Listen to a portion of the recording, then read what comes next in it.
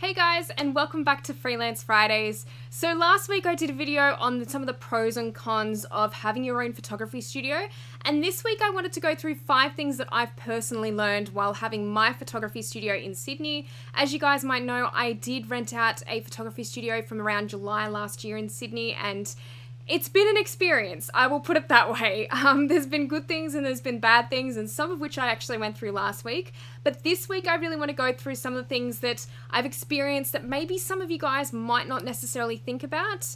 And especially if you are looking at renting your own studio or buying one for that matter, I really wanted to go through a few points that I feel that I specifically learned and got a little bit burnt by as well. So you guys don't have to go through the same thing, and it's something just to be aware of, I guess, before you go looking at a studio or before you go signing anything. So without further rambling, I'm going to get straight into the video, and we're going to look at 5 things that I've learned while renting a photography studio. So number 1 is be strategic about where it's located, because this is something that I didn't necessarily do. I found out that the rent of the place that I was looking at was actually quite low and very reasonable for what I was getting. And don't get me wrong, my photography studio is very central. It is near public transport, which is definitely an important thing. But in terms of parking, it's like a nightmare. And to be honest, like Sydney and a lot of cities around the world are going to be a nightmare with parking anyway. So this is something that not always a lot of people will be able to avoid when they're looking for a photography studio. But it is something to keep in mind. And the parking is so terrible where I am. I actually have a bus zone out the front of where my studio is and where the actual building is. So it makes it very difficult for anyone to drop off equipment, or if you have to carry heavy equipment, if you need to stop for even 5 seconds, you literally can't stop out the front of my studio or the building that it's in for that matter. So it means a very uphill walk, unfortunately, from the base of a hill behind the building, and it's not very fun. But this is just one of the things that I would say, definitely be aware of where you're looking for a photography studio. Make sure that there is some sort of parking nearby, because I think for a large amount of people, they do like to drive, they do like to park and bring gear. You're thinking of makeup artists, stylists who will be bringing clothes racks full of stuff, and then you've got makeup artists who have really big suitcases full of makeup. It's not always easy if they're driving and then they have to do a really uphill walk, or if they have to get upstairs or anything like that. Luckily, my building has a lift, but a lot of buildings do not. So these are things to really think about. Also, being centrally located near some modeling agencies is a really good extra and a good bonus. For me, I am quite central, but it's something that if you're a commercial or fashion photographer, beauty photographer, that's something to really consider, is being close to agencies. If I was, for example, 40 minutes out of the city, it would start to get a little bit more difficult of them actually sending me models to use or to test with, and that does become an issue that way. So definitely try and pick something that's central. If you can, find somewhere that's got at least a parking lot nearby or something, even if it's paid all-day parking or anything like that. At the moment, I do have parking around my studio. It's only 2 hours though, maximum, so then you actually have to go and move the car every 2 hours. So I mean, it's not the worst, but it's definitely not ideal, and it can be very annoying for us and for anyone else visiting to have to do that. So it's great for people traveling on public transport because that is nearby, but definitely if you are looking at a photography studio, definitely keep in mind the location of it and how easily people can get there. Number 2, if you are renting, or even if you're buying actually, make sure that everything you need or want with the space is included in the lease agreement before you sign anything. So anything you want to do to the place, you need to ask these questions before you sign that document. And really be inclined to get a solicitor or a lawyer on board to help you out with this, because it's not something that I did. And I'll tell you a little story about actually what ended up happening. So you guys might remember I got a puppy a couple of years ago, and I posted a video here on my channel of her. Her name is Suki, and she's a Whippet. And she's a beautiful little doggo, and I really wanted to be able to bring my dog to the studio because Sydney is actually about an hour and a half away from where I live, so I don't like leaving her at home for very long periods of time. She's still quite young, so I really wanted to bring her to the studio with me. Now, I had actually made this clear to the real estate agent prior to getting the studio locked in and everything, and I unfortunately just gave her the benefit of the doubt that this would all be included in the lease agreement and that she had actually asked the landlord. She told me that everything would be fine and it was all going to go ahead and there was no worries. And then unfortunately, as I went to sign the lease agreement, I saw that there was a clause in there saying no pets. And this was right at the last minute as well. I'd already sent through money. It was really, really late timing with it all. And I saw that there was a clause in the lease agreement saying no pets.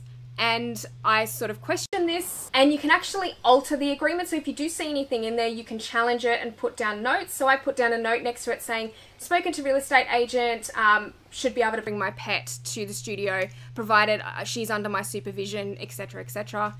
And then once the lease agreement actually got sent through and the landlord was reviewing it, he basically said, what the hell?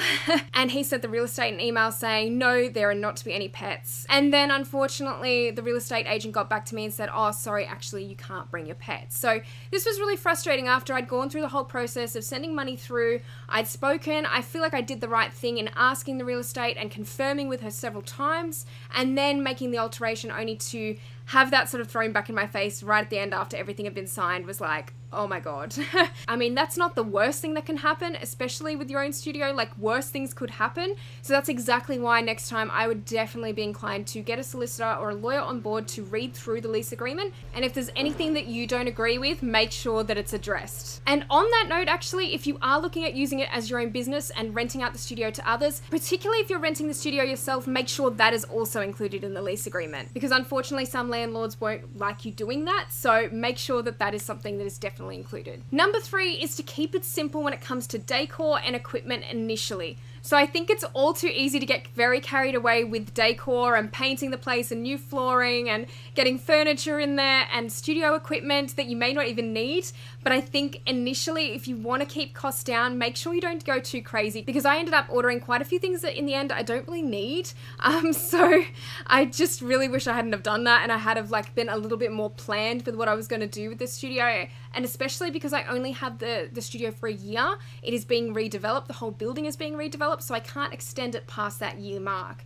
So really anything that's done to it is out of my pocket, and unfortunately I can't extend the lease. So anything after a year, it's going to be gone anyway. So I think it's really important, if you're looking at keeping your costs down, make sure you don't get too carried away with the decor and everything else. Keep things as simple as possible. There will be a lot of other upfront costs like insurances and overheads like rent, electricity, water, etc. I've spoken about those in my last video. But yes, definitely keep it simple and keep things hopefully a little bit less expensive. Another tip, and one other thing that I've learnt with having my own photography studio and renting one out, is the fact that making it into its own little business of hiring it out to people becomes very difficult very quickly, especially if it's only yourself doing it and you have no help. So make sure if you're looking at doing something like that, that you maybe do get someone on board to help you with it, especially when it comes to taking bookings and organizing availability, chasing money. This is all extra stuff that's added onto your day job of being a photographer, and sometimes it can just get too much and too overwhelming. And it's something that I did find became very overwhelming very quickly, and luckily for me, my agency was really able to take over with a lot of that stuff, and they were able to jump on board and share the studio with me. So luckily for me, I didn't have to worry too much about that for long, but I could definitely see myself getting very stressed with having to do that consistently. So if you are thinking about doing that on top of your own business now, definitely look at getting some help, because that's something that I didn't do initially and I really wish I had of. And number 5 is just make sure the space is good enough for what you need it to be. Make sure it's got enough space, make sure it's got enough window light in particular. I would say it's really important to have very good natural light in a studio space. Whether you're hiring it out to other people or whether you're just keeping it for yourself, it just makes it a more versatile workspace overall. There's a lot of talk that the windows need to be north facing if you need good natural light, but I don't think that's always the case, especially if you've got big windows. Mine are actually south facing, and I thought that that might be a problem, but actually it's been great because it's been really nice filtered light overall, and actually the light doesn't tend to change as drastically as it does when it's coming from the north throughout the day.